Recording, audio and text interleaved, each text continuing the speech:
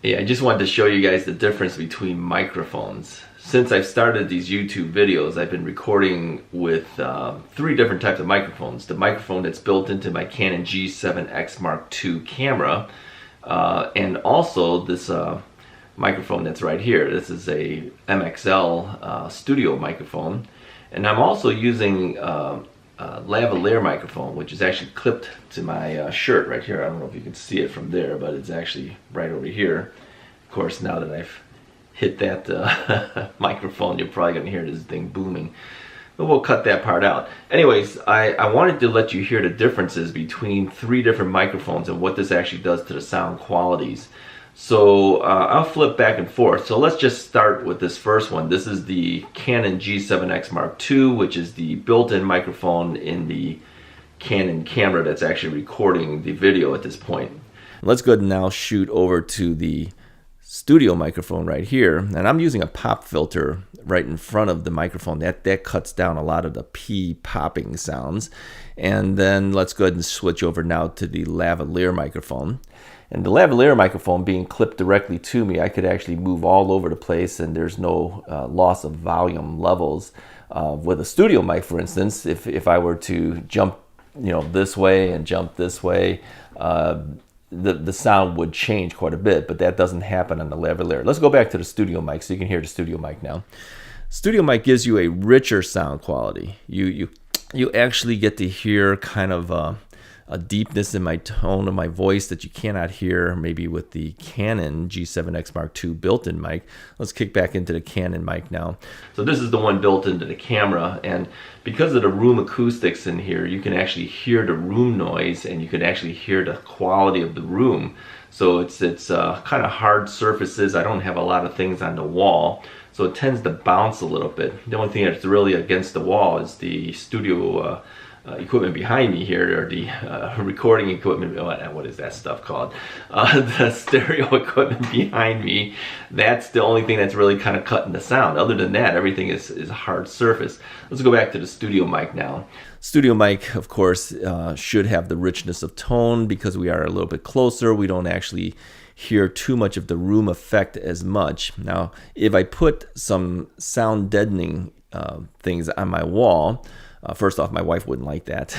She's aesthetically doesn't look too good to her, but it would actually help the sound quality quite a bit. Let's go back to the lavaliere. The lavaliere microphone being clipped to me gives me the ability to move back and forth. I can come back here, I can go over here, I can go all over the place. The sound quality stays consistent. Let's try that same movement with the studio mic, the MXL mic here. So now if I move back and forth here now, you're going to hear that this quality is going to change quite a bit. And let's switch back and forth to the Canon camera. So the Canon camera being a further distance from me probably doesn't notice me moving quite as much in sound. That's only because the distance really isn't that much greater as I move around. I'm still probably about, I'm going to guess, almost 3 feet away from the Canon camera.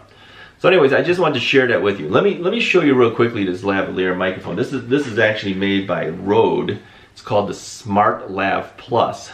All right, I think this was about $70, something like that, and it plugs directly into my smartphone. Let me pull this up here. So there's an app that comes with this, free from Rode, that you download to your smartphone, and that's what's actually recording on the lavaliere microphone. So qualities are really good. I kind of like this thing. It's a good microphone, but the cord is very thin. I mean, they really make these way too thin in my opinion. So what I do is I actually tape around the plug, and then I loop it. This way, if this gets pulled, it doesn't immediately just pull out of the bottom of the the connection. And I kind of do the same thing for the mic too. Let me unclip the mic here. We'll go over to, I'm not sure, am I on the studio mic? I don't know. But this thing has a little clip. I don't know if you can see this, but this is looped around here as well, so that if you tug on this, the clip itself holds this thing from breaking. So it doesn't break right off of the connection itself of the microphone. So anyways, there's a little foam what would you call it, windscreen, and that cuts down a lot of wind noise and things like that that could actually happen. Let me clip this back on here.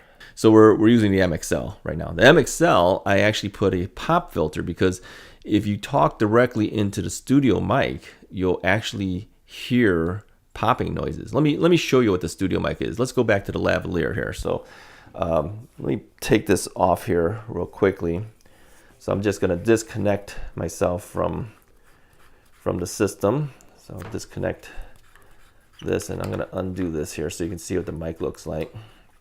It takes a little bit of time actually to get this in and out, but this is the MXL 2001. I don't think they make this particular microphone anymore, but this is a very inexpensive microphone. I've had some very expensive microphones over the years. Shure KSM-44s, which I don't know what these things cost now, over $1,000 now, something like that.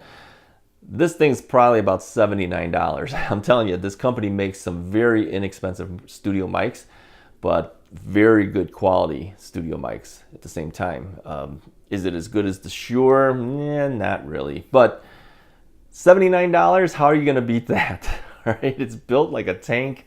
I have two of these. I do this for stereo pairs. Let me go ahead and I'm going to reattach this here again. So let me put this back together. And it's actually clipped onto here, so I actually have to screw this in here. So sorry about the time involved to do this. I'm going to screw this back in. I'm still using a lavaliere mic. Let's plug this back in again. And let me show you this. This is actually recording onto this recorder. This is the Zoom H4n digital recorder. This is an older series recorder as well, but again, it's digital.